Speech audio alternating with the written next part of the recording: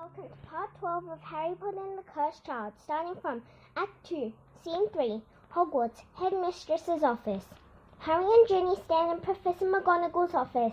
Professor McGonagall, and we don't know where in the Forbidden Forest? Harry, I haven't had a dream like it for years, but Albus was there. I know he was.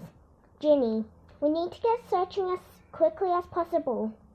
Professor McGonagall, I can give you Professor Longbottom. His knowledge of plants might be useful, and suddenly there is a rumble in the chimney. Professor McGonagall looks at it, concerned. Then Hermione tumbles out. Hermione, is it true? Can I help? Professor McGonagall, Minister, this is quite unexpected. Ginny, that may be my fault. I persuaded them to put out an emergency edition of the Daily Prophet, asking for volunteers. Professor McGonagall, right. Very sensible. I expect there will be quite a few. Ron bursts in, covered in soot, wearing a gravy-stained dinner napkin. Ron, have I missed anything? Couldn't work out which flu powder to travel to. Ended up in the kitchen somehow. Hermione glares as he pulls the napkin off himself. What? Suddenly there is another rumble in the chimney and Draco comes down hard, surrounded by cascading soot and dust. Everyone looks at him, surprised. He stands and brushes the soot off himself. Draco, sorry about your floor, Minerva. Professor McGonagall, I dare say it's my fault for owning a chimney. Harry, quite a surprise to see you, Draco. I thought you didn't believe in my dreams. Draco, I don't, but I do trust your luck. Harry Potter is always where the action is at, and I need my son back with me and safe. Ginny, then let's get to the Forbidden Forest and find them both.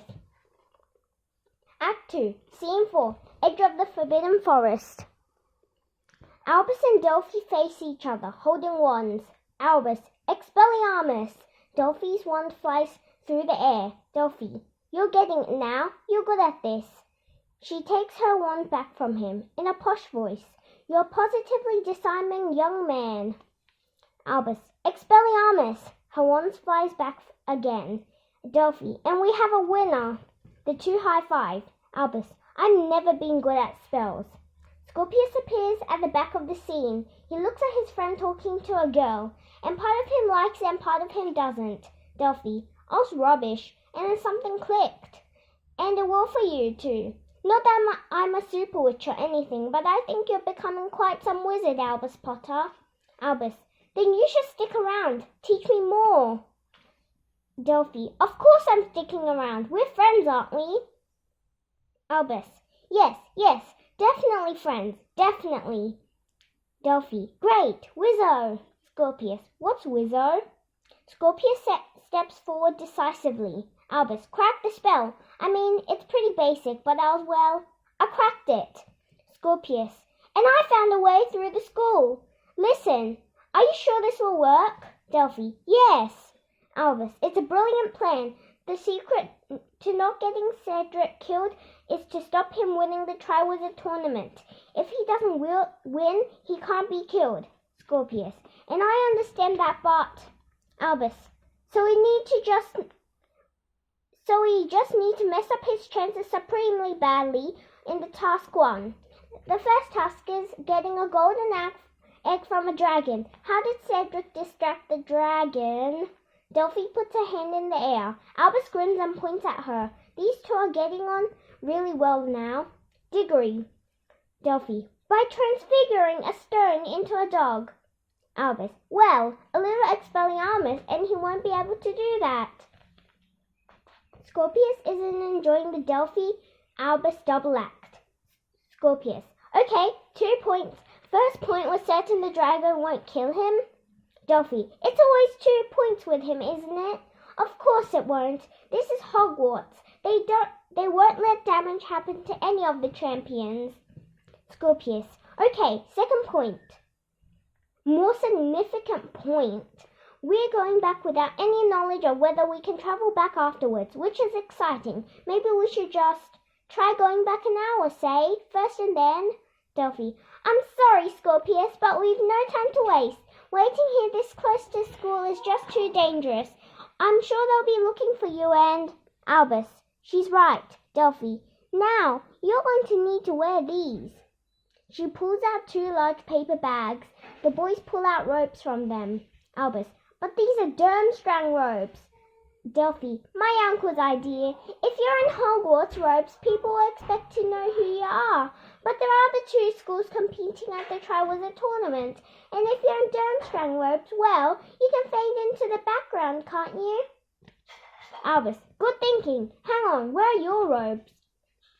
Delphi, Albus, I'm flattered, but I don't think I can pretend to be a student, do you? I'll just keep in the background and pretend to be a... maybe I could pretend to be a dragon tamer. You're doing all this spell stuff anyway.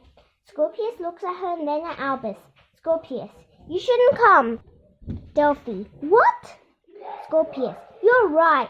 We don't need you for the spell. And if you can't wear student robes, you're too big a risk. Sorry, Delphi, you shouldn't come. Delphi, but I have to. He's my cousin. Albus, I think he's right. I'm sorry. Delphi, what? Albus, we won't mess up. Delphi, but without me, you won't be able to work the time turner. Scorpius, you taught us how to use the time turner. Delphi is really upset. Delphi, no, I won't let you do this. Albus, you told your uncle to trust us. Now it's your turn. The school is closed now. We should leave you here. Delphi looks at them and takes a deep breath. She nods to herself and smiles. Delphi, then go. But just know this. Today you get an opportunity few are given. Today you get to change history, to change time itself. But more than all that, today you get the chance to give an old man his son back. She smiles. She looks at Albus. She leans down and gently kisses him on both cheeks. She walks away into the woodland. Albus stares after her. Scorpius, she didn't kiss me. Did you notice? Albus, are you okay, Albus? You look a little pale and red. Pale and red at the same time. Albus, let's do this. And that is the end of part 12 of Harry Potter and the Cursed Child. Thank you for listening.